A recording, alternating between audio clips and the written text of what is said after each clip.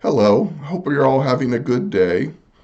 Today we continue our series of devotionals for our time of transition here at St. Peter's United Church of Christ in Washington, Missouri.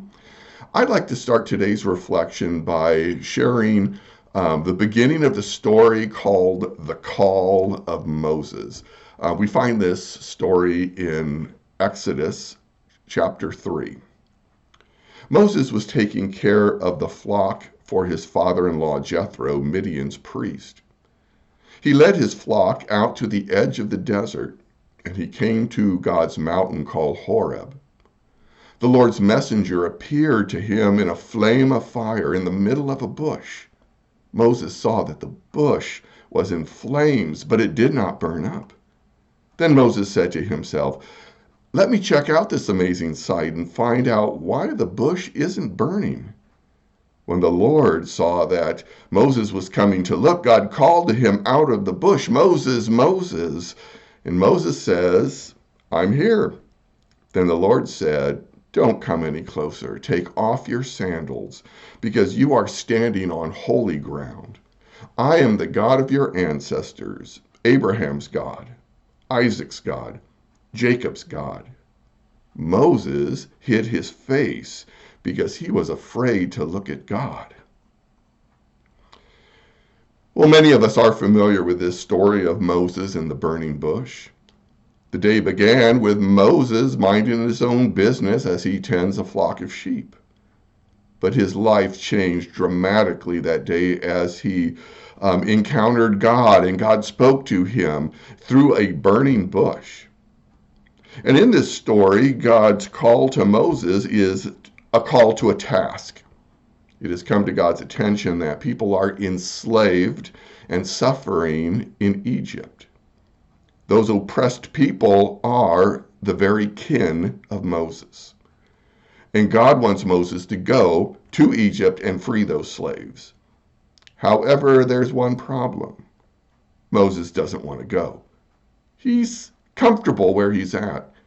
And toward that end, Moses comes up with every excuse in the book as to why he should not go.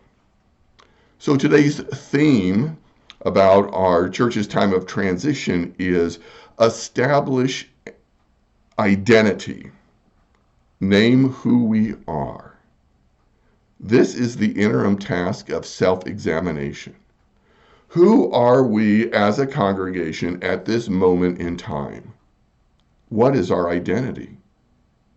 Now, this always is a two-sided question because it asks, what are our strengths? Also asks, what are our weaknesses? Now, Moses tended to imagine that his life was all about weakness. Were those weaknesses real? Were they imagined? Or were they simply excuses? Or maybe they were actually strengths. God obviously saw something in Moses.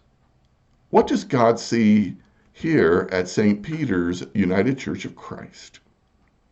What does God see in each one of us? Life always presents us with new opportunities.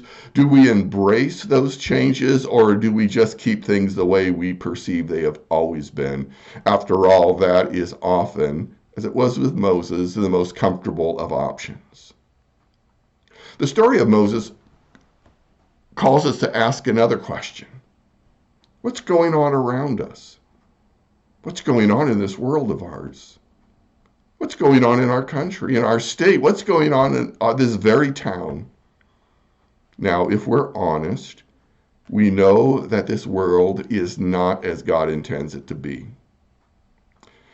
Moses thought that business of God's was none of his business, but God thought otherwise.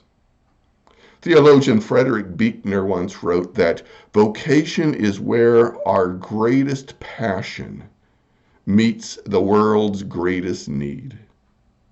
My prayer is that the hesitancy of Moses turned into passion for Moses, passion to free and to lead his people, which he does.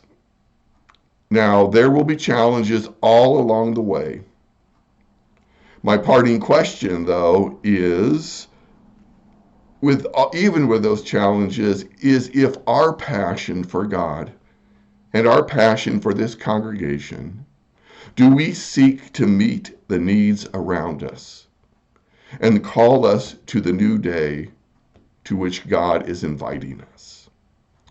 Again, I hope you all have a blessed Wednesday in Lent, and I hope you have a good week, and I hope you can join us at St. Peter's United Church of Christ for worship this coming weekend, whether it be Saturday evening or Sunday morning, whether it be in person or if it's digitally online. But I hope you can join us, and I, again, hope you have a blessed day. Please take care. Bye.